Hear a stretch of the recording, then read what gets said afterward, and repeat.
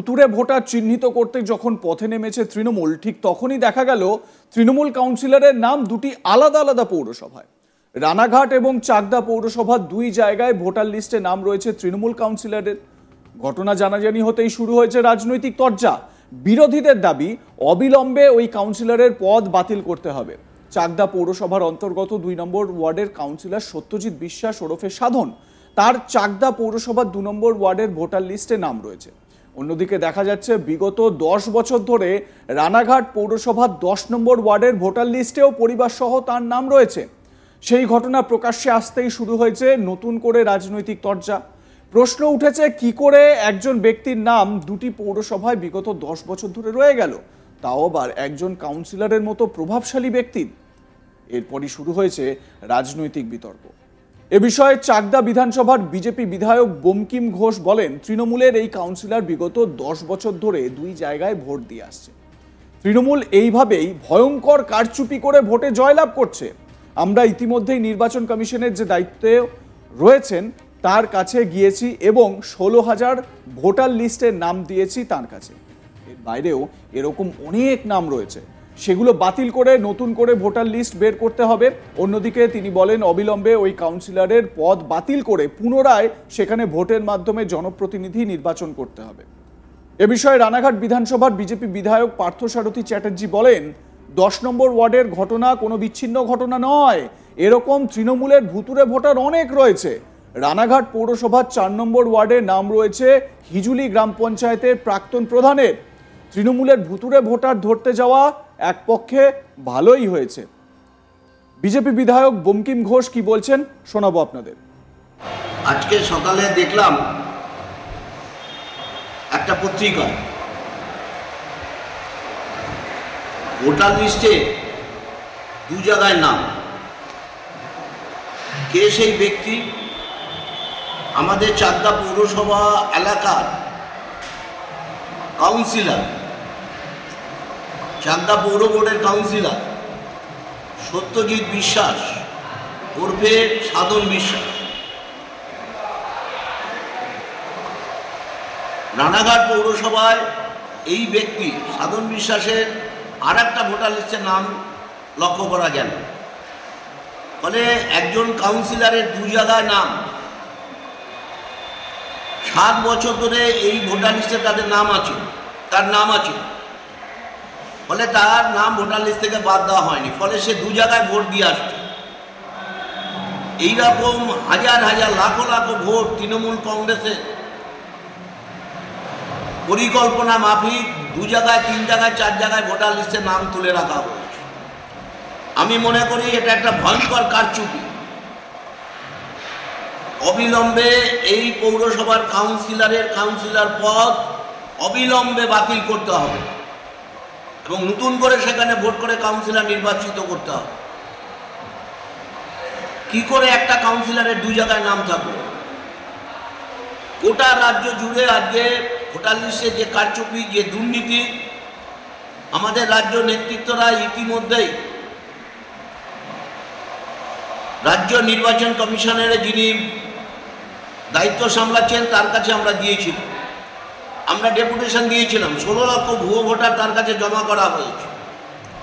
এর বাইরেও যে আরো কত এরকম ভোটার আছে, সেগুলোকে যদি বাদ দিয়ে ভোট করা হয় তাহলে যা হবার তাই হবে।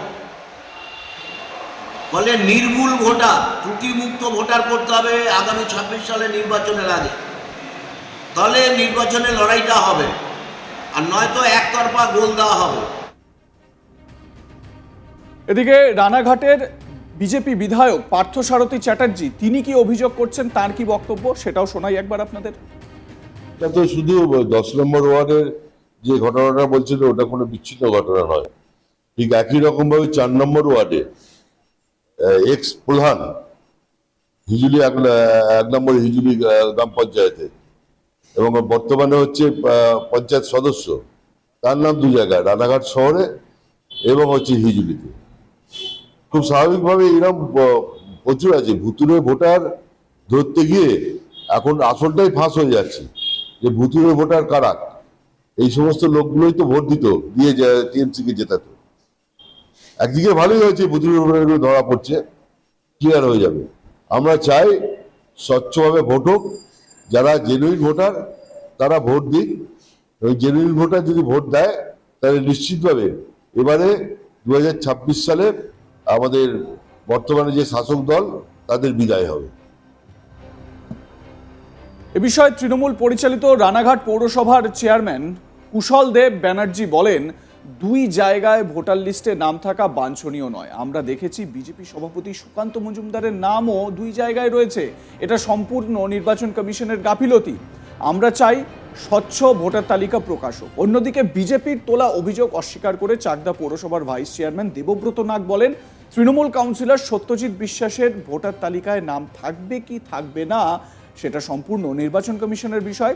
আর নির্বাচন কমিশন নিয়ন্ত্রণ করে কেন্দ্রীয় সরকার, তাই এটা সম্পূর্ণ কেন্দ্রীয় সরকারের গাফিলতি।